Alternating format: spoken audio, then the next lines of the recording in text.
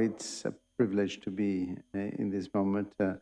I'm a son of a medical doctor who is now 108 years old, and she's of Italian origin. And I owe my life to the church. When she was pregnant, she had had 9 abortions before my birth. And then a colleague of her came from the United States, having had a training program on how to do cerclaging, which is the uterus, to stew the uterus. I don't know how to say it in English. Cerclaging, yeah. It's to avoid abortion, and it had never been done in Brazil. Then my mother, whose father was also a medical doctor of Italian ancestry, said, I'm against, because this is going to risk your life. So she went to the bishop of Belo Horizonte, which is my hometown. And the bishop said, no, the church doesn't have anything either in favor or against. It's up to you to make a decision. So she woke up the next day and said, I'm going to do the surgery. And then it was successful. I was born. And it went straight to the Academy of Sciences, of Medical Science of Brazil, the description of how to do the surgery, which was done to me. So that's a little bit of how I came to this planet.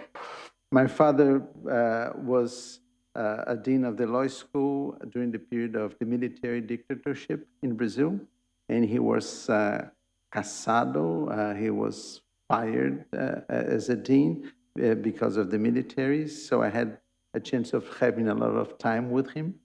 I participated in a number of protests as a young student, 14 years old. I was a president of the Association of High School at the time.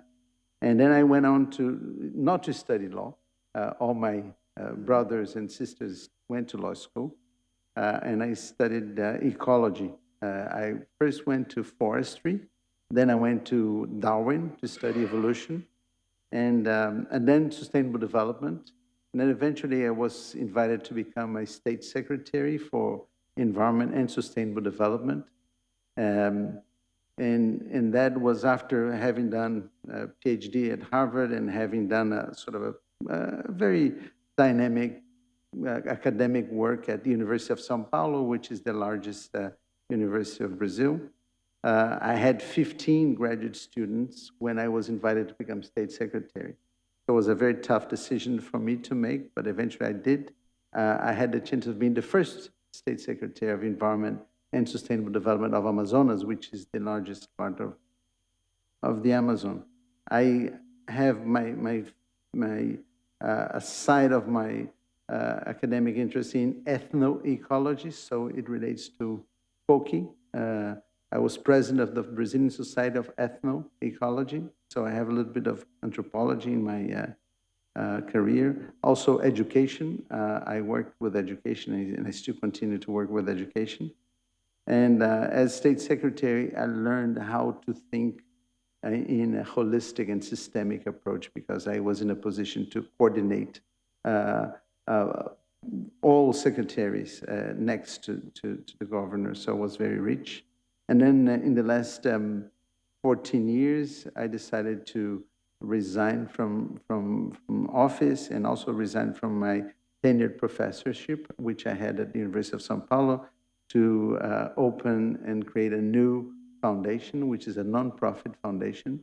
It started with a PowerPoint, and it has grown to become the largest civil society organization of the Amazon. We have received a number of prizes, including the UNESCO Prize for Education and for Sustainable Development in 2019.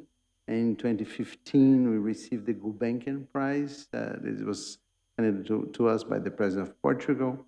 Last year, we won the prize of the best civil society organization in Brazil.